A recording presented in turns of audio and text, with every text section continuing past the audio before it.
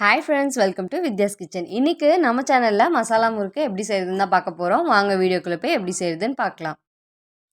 இது செய்கிறதுக்கு 1/2 ஸ்பூன் அளவு மிளகு, 1/4 ஸ்பூன் அளவு ஓமம், 5 பட்டை, 10 கிராம்பு இதெல்லாத்தையும் இப்போ ஒரு பாத்திரத்தில் சேர்த்துக்கிறேன். சேர்த்துட்டு இதை நல்லா வறுத்துக்கணும். இந்த ஈரப்பதம் போய் நல்லா இது மொறுமொறுன்னு ஆகணும். அந்தளவுக்கு நல்லா வறுத்துக்கோங்க. ஒரு நிமிஷத்துலேயே இது நல்லா வறுபட்டுரும்.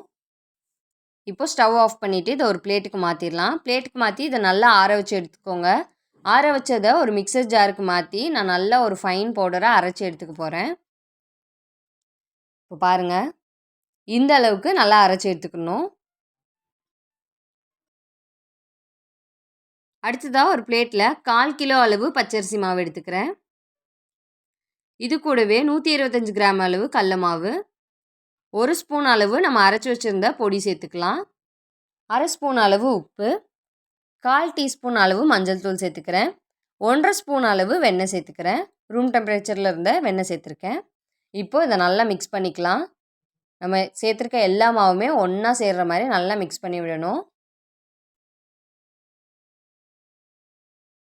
இதை நல்லா கலந்து விட்டதுக்கப்புறம் கையில் மாவு எடுத்து இப்படி பிடிச்சிங்கன்னா பிடி பண்ணணும். இப்போ இதில் நம்ம தண்ணி சேர்த்து மிக்ஸ் பண்ணலாம். கொஞ்சம் கொஞ்சமாக தண்ணி இதில் சேர்த்து மிக்ஸ் பண்ணி விடுங்க. இதே போல் கொஞ்சம் கொஞ்சமாக தண்ணி சேர்த்து நல்லா மிக்ஸ் பண்ணி எடுத்துக்கிறணும். இப்போ பாருங்கள், தண்ணி சேர்த்து மாவை இந்த அளவுக்கு நல்லா மிக்ஸ் பண்ணி எடுத்துக்கிட்டாச்சு. பாருங்கள் எந்த அளவுக்கு சாஃப்டாக இருக்குன்னு. இந்த மாதிரி நல்லா பிசைஞ்சு எடுத்துக்கணும். இப்போ இதை நம்ம முறுக்கு உரலில் சேர்த்துடலாம். நான் இன்றைக்கி 3 கண் உள்ள உரலில் சேர்த்துருக்கேன். இந்த முறுக்கு உரலில் நல்லா ஆயில் அப்ளை பண்ணிவிட்டு மாவு உள்ளே வச்சுக்கோங்க. அப்போ தான் ஒட்டாமல் வரும். இப்போ இதை நம்ம மூடிடலாம். அடுத்ததாக நான் ஒரு பிளேட்டில் கரண்டி வச்சுருக்கேன். இது மேலே இப்போ நான் முறுக்கு சின்ன சின்னதாக சுற்றி எடுக்க போகிறேன். நான் ஏற்கனவே கடாயில் எண்ணெயை சூடு பண்ணி வச்சுட்டேன். இப்போ இந்த நம்ம புளிஞ்சு வச்சுருக்க முறுக்கை அதில் சேர்த்துடலாம். இந்த மாதிரி கரண்டியில் சுற்றிட்டு எண்ணெயில் எடுத்து போடுறதுனால எண்ணெய் உங்கள் கையில் தெரிக்காமல் இருக்கும். இதே மாதிரி சுற்றி நம்ம இந்த எண்ணெயில் போட்டுடலாம். இப்போ இது நல்லா வேகட்டும். ஒரு சைடு வந்ததுக்கப்புறமா நம்ம முறுக்கை திருப்பி விட்டுக்கலாம்.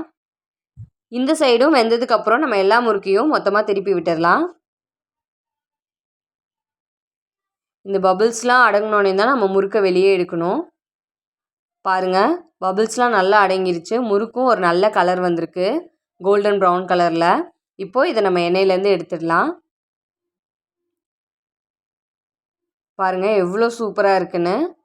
இதை நான் ஒரு பாத்திரத்தில் எடுத்து வச்சிடுறேன். பார்க்கவே அவ்வளோ கலர்ஃபுல்லாக இருக்குது, ரொம்ப சூப்பராக இருக்குது. இந்த முறுக்கில் நம்ம மிளகு, ஓமம், பட்டை, கிராம்பு எல்லாத்தையும் அரைச்சி பொடி பண்ணி சேர்த்ததுனால சாப்பிடும்போது அந்த ஃப்ளேவரும் சேர்ந்து ரொம்ப நல்லாயிருக்கும். எப்பயுமே நார்மலான அந்த பிளேனாக உள்ள முறுக்கு செஞ்சு சாப்பிட்றதுக்கு பதிலாக கொஞ்சம் டிஃப்ரெண்ட்டாக இந்த மசாலா முறுக்கு ட்ரை பண்ணி பாருங்கள்.